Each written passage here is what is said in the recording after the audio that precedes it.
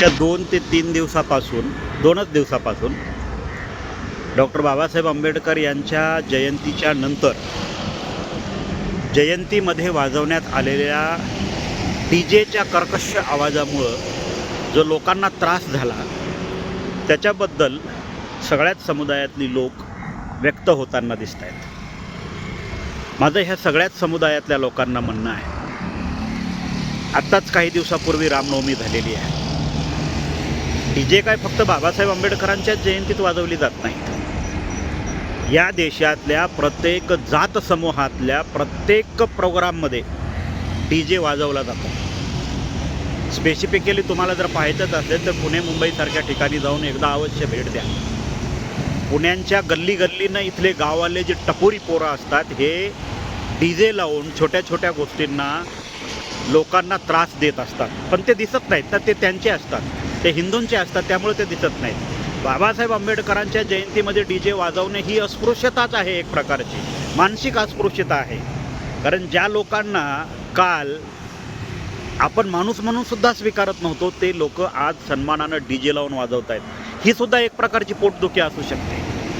डीजेचा आवाज कमी करण्यासंदर्भात किंवा डीजेचा आवाज जास्त करण्यासंदर्भात सुप्रीम कोर्टाच्या गाईडलाईन्स आहेत आणि त्या सुप्रीम कोर्टाच्या गाईडलाईन्सनुसार तिथल्या पोलीस स्टेशननी प्रत्येक जयंती मंडळांना ऑलरेडी इंटिमेशन दिलेलं होतं, ऑलरेडी इंटिमेशन दिलेलं आहे सगळ्याच। पण आता तुमच्यामध्ये जसे काही गाढवा आहेत तसे आमच्यामध्ये सुद्धा गाढवा आहेतच।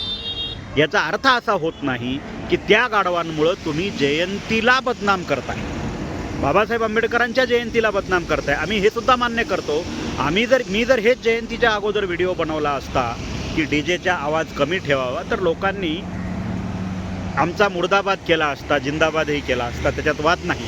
पण डीजे फक्त बाबासाहेब आंबेडकरांच्या जयंतीतच वाजतात का? रामनवमीला वाजत नाहीत का? शिवजयंतीला वाजत नाहीत का? हनुमान जयंतीला वाजत नाहीत का? तुमचे रोजच्या रोज होणाऱ्या लग्नांमध्ये वाजत नाहीत का? तर डीजे हे सगळ्याच इव्हेंटमध्ये, जे आनंद उत्सवी इव्हेंट आहेत त्या सगळ्याच इव्हेंटमध्ये वाजतात। पण बाऊ केला जातोय तो बाबासाहेब आंबेडकर यांच्या जयंतीचा, खरं तर हे दुःखद आहे। आमच्यामधल्या पण काही लोकांच्या चुका झाल्या असतील, नाही असं आम्ही म्हणत नाही। आणि हे चुका करणारे काही शिक्षित लोक नाहीत, ते फार शिक्षित आहेत, त्यांनी फार बाबासाहेब आंबेडकर वाचलाय आणि बाबासाहेब आंबेडकर ते अनुसरत आहेत म्हणून जाणून बुजून त्यांनी केले असं नाही आहे। ती गाढवच आहेत आणि त्या गाढवांनी कधी बाबासाहेब वाचला नाही, कधी बाबासाहेबांचं कोणतं पुस्तक वाचलं नाही, कधी बाबासाहेब आंबेडकरांच्या कुठल्या चळवळीमध्ये जाऊन 2 शब्द ऐकली नाहीत, कधी विहारामध्ये बसून कुठल्या भंतेचं प्रवचन ऐकलं नाही, कधी कुठल्या विहारामध्ये जाऊन बाबासाहेब आंबेडकरांवर एखाद्याने व्याख्यान दिले आणि ते ऐकून त्याचं अनुसरण केलं नाही। तर ही पॅन्थरची जी गाढवं आहेत, पॅन्थर चळवळीतून उदयास आलेली जी गाढवं आहेत, ह्या गाढवांचं अजूनही काही प्रमाणामध्ये बाबासाहेब आंबेडकरांच्या आणि बुद्धाच्या चळवळीमध्ये वलय आहे। आणि हे वलय बाबासाहेब आंबेडकर आणि बुद्धाच्या चळवळीला एक हिंसक रूप देऊ पाहत आहे, है ना, एक हिंसक रूप देऊ पाहते, जे 1975 पासूनच सुरुवात आहे। बाबासाहेब आंबेडकरांची चळवळ अशी कधीच नव्हती। आत्तापर्यंत बाबासाहेब आंबेडकरांची जयंती गाव खेड्यापासून, गल्लीपासून ते दिल्लीपर्यंत साजरी होत होती, पण असा जो उन्माद या जयंतीमध्ये झालेला दाखवण्यात येतोय तो आत्तापर्यंत कधी दाखवण्यात आला नाही, शक्यता तो होतच नव्हता। पण आता काही गाढवांनी हा जो गोंधळ घातलेला आहे, त्या 4-5 गाढवांमुळं सगळ्या जयंतीला बदनाम करणं, सगळ्या समाजाला बदनाम करणं हे चुकीचं आहे। असे गाढवं फक्त आमच्यातच आहेत असं नाही, तर असे गाढवं प्रत्येक जात समुदायामध्ये आहेत, पोटजात समुदायामध्ये आहेत। त्यामुळं आम्ही आत्तापर्यंत कधीही कुणाच्या जयंतीला बदनाम केलेलं नाही। त्यामुळे बाबासाहेब आंबेडकरांच्या जयंतीला इतरांनी बदनाम करणं हे सुद्धा चुकीचं आहे। गाढवं तुमच्यातही आहेत, गाढवं आमच्यातही आहेत, त्या गाढवांना सबक देणं हे पोलिसांचं काम आहे, ते करतील। पण तुम्ही जी बदनामी करताय, तुम्ही जर खोटा आणून पोलीस स्टेशनला जाऊन ज्या तक्रारी दाखल करतायत, ह्या तक्रारी जर इथून पुढं भविष्यामध्ये कॉन्ट्रोवर्सी झाली, म्हणजे उद्या तुमच्या घरातलं लग्न जरी निघालं आणि तुमचा डीजे जर एखाद्याच्या घरापासून चालला आणि त्यांनी जर जाऊन पोलीस स्टेशनला तक्रार दिली तर ते फार चुकीचं होईल आणि हे प्रत्येकच जण करेल। त्यामुळं इथलं सामाजिक समतोल बिघडू देऊ नका। ज्या चुका झाल्यात त्या सुधारण्याची तयारी बाबासाहेब आंबेडकरांचा समाज कधीही स्वीकारतो।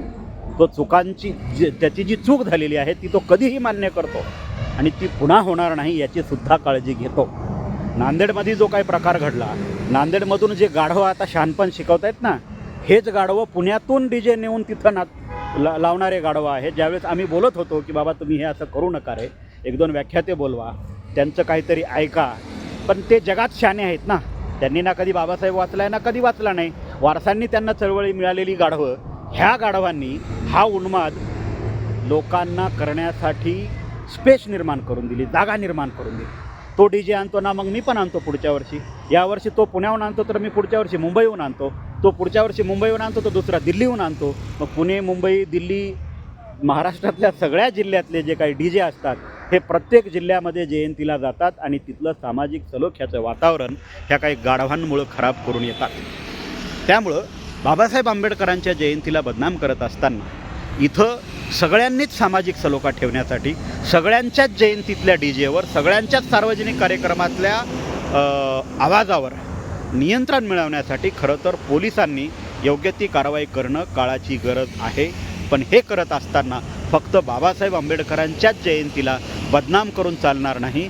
बदनाम करायचंच असेल तर सगळ्यांनाच करा, शिक्षा करायचीच असेल तर सगळ्यांनाच करा.